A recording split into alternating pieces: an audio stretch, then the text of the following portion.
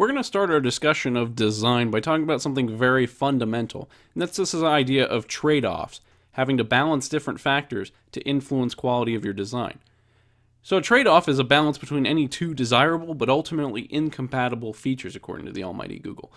This is really important because we have two good qualities that we want. In a perfect world, we'd have both, but because it's not a perfect world, we can't, and we have to find some balance. We all have a really intuitive sense of this. Say I wanted to get a hammer. I could get a really nice hammer, but it's going to cost me a lot of money. Or I could get a really cheap hammer, and it's not going to last very long, and it's not going to be very good. Usually you're looking for somewhere in between, that point of value where you're getting the most bang for your buck. We all have a very intuitive sense of this. We deal with it in our day-to-day lives. You can also do this with bigger questions, like building a car. If you have a very strong material, very strong chassis, it's probably going to be a little bit heavier, has performance decreases. But if you have a very lightweight chassis, a lightweight frame, it might not be as strong and it might not be as safe. Your job is to find somewhere in between that gives you enough of both to get the job done and be effective in your environment. This is just a great example of balancing competing, mutually exclusive factors. But often it's a lot less clear than just one or the other.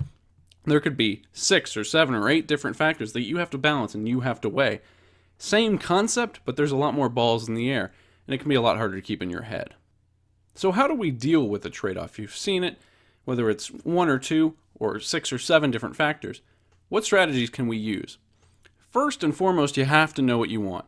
We always kind of live on a spectrum from guessing to being absolutely certain. You're going to find yourself somewhere in between, and knowing where you are on that spectrum, very important. Of course, we want to be as certain as we can about what factors will be successful. So know what your goals are, know what you're really trying to aim at with this design, and that will help you really inform what trade-offs you want to make. Think of it as knowing where to place the emphasis specifically.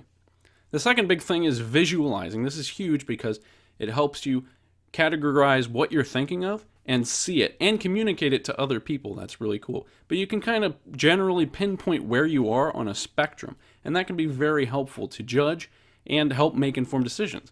You may not realize that you're leaning one way or the other, but if you write it out, draw it out in a diagram like this, it can be very clear what factors you're prioritizing. The third big thing is to try things out, to build, to throw a coat of paint on it, to experiment, and to talk to people. That's a big one. So trying different things out, looking around and seeing what other people are doing, and then acting on it, seeing what works, seeing what doesn't. There's really no experience like trying it out. So if you can do that, huge. Finally, we can dig into the problem. There's a lot of different ways to do this. This is a big picture thing. But in general, you can ask yourself, what factors are at play? Do you really understand what things influence the problem you're facing? And are there any ways you can get around this trade-off? Can I use some other piece? Can I use some other material? How can I kind of sneak around the problem? Sometimes you can. You'd be surprised what you can find.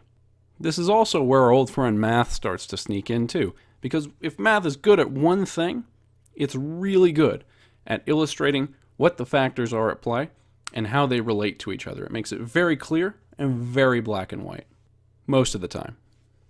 You can also start to show how much improvement you want. You got 1,000% improvement on your product, all with the help of our old friend math. The really important thing from all of this, though, is that recognizing these trade-offs is the first step.